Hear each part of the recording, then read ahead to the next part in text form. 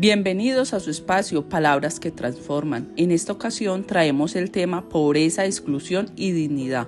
La voz de Francisco desde Evangelii Gaudium. Soy Lady Joana y hoy hablaremos sobre cómo el Papa Francisco ha renovado la doctrina social de la Iglesia con mensajes que siguen teniendo gran relevancia para nuestro mundo actual. Para ello nos acompaña Luis Alfredo, quien nos dará más contexto sobre la temática del día. Así es, Lady, muchas gracias por invitarme a tu set.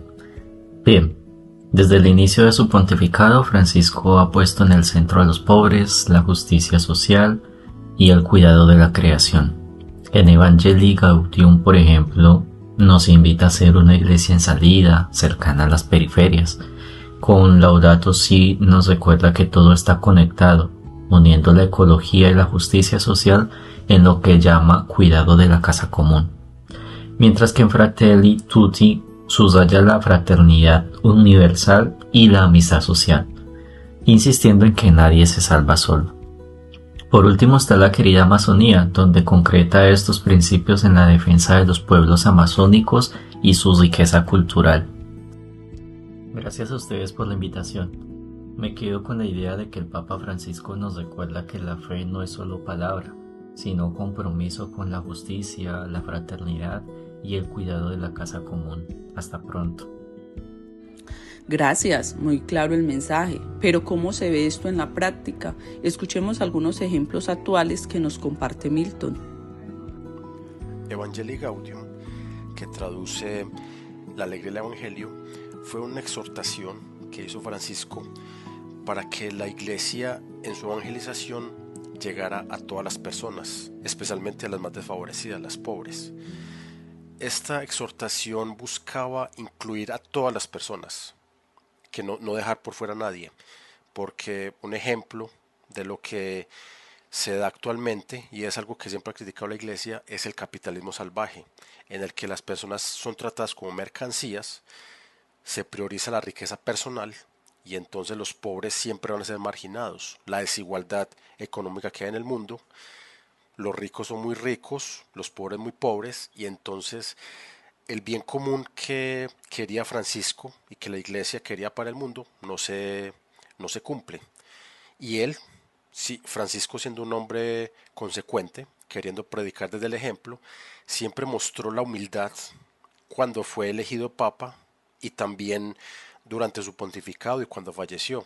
Él, por ejemplo, no vivió en la residencia papal, sino que escogió la residencia de Santa Marta, que era un lugar mucho más austero, y a diferencia pues de los otros papas que residían en la residencia papal en el Vaticano, que tenía pues más comodidades y lujos. También cuando falleció quiso ser enterrado en la iglesia de Santa María la Mayor y no donde estaban enterrados los otros papas, siempre mostrando su voto de pobreza y humildad. Ahora Camilo nos cuenta qué interpela este mensaje en mi contexto como creyente, ciudadano o profesional. Gracias, Lady. Hace unos días volví sobre Evangelium Gaudium y encontré en las palabras del Papa Francisco un llamado que para mí es profundamente social. Él habla de una economía de la exclusión que no solo margina, sino que descarta personas, personas reales, no cifras. Y lo que dice es muy claro. Ya no se trata simplemente de un fenómeno de explotación o de opresión, sino de algo nuevo. Con la exclusión afecta en su misma raíz la pertenencia a la sociedad en la que se vive. Ese mensaje se conecta directamente con el principio de la dignidad humana, que es como la base de toda la doctrina social de la Iglesia. Por lo que se está violando aquí no es solo un derecho económico o político, sino que es el valor intrínseco de la persona. Eso nos exige repensar qué entendemos por bien común, porque no puede haber sino bien común cuando hay vidas descartadas. El bien común no es una suma de beneficios individuales, sino que es más bien una responsabilidad compartida que solo tiene sentido si nos incluye a todos. Desde ahí, la solidaridad deja de ser un acto compasivo para convertirse en una decisión ética y política. Como lo dice Francisco, la solidaridad entendida en su sentido más hondo es una manera de hacer historia. Pero esa historia no se escribe desde arriba, La subsidiariedad y la participación nos recuerdan también que los cambios verdaderos nacen de abajo hacia arriba, que la tarea no es hablar por los pobres, sino construir un espacio donde puedan hablar desde su lugar. Y todo esto solo cobra sentido si recuperamos un principio que suele olvidarse, que es el destino universal de los bienes, porque el mundo no fue creado para unos pocos. Y mientras naturalicemos que unos lo tienen todo y otros no tienen ni voz, la exclusión no va a ser la excepción, va a seguir siendo la regla. Por eso este texto de Francisco no es un documento más, es una interpelación y a mí como trabajador social me obliga a revisar mis prácticas, a preguntarme si estoy acompañando procesos reales de transformación o si simplemente administrando la exclusión.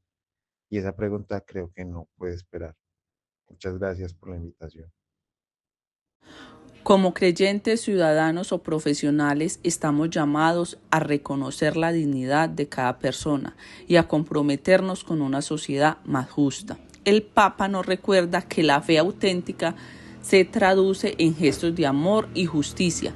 Quizá el primer paso es mirar a quienes tenemos cerca y no dejar que nadie quede excluido. Muchas gracias por acompañarnos en este episodio. Hasta la próxima.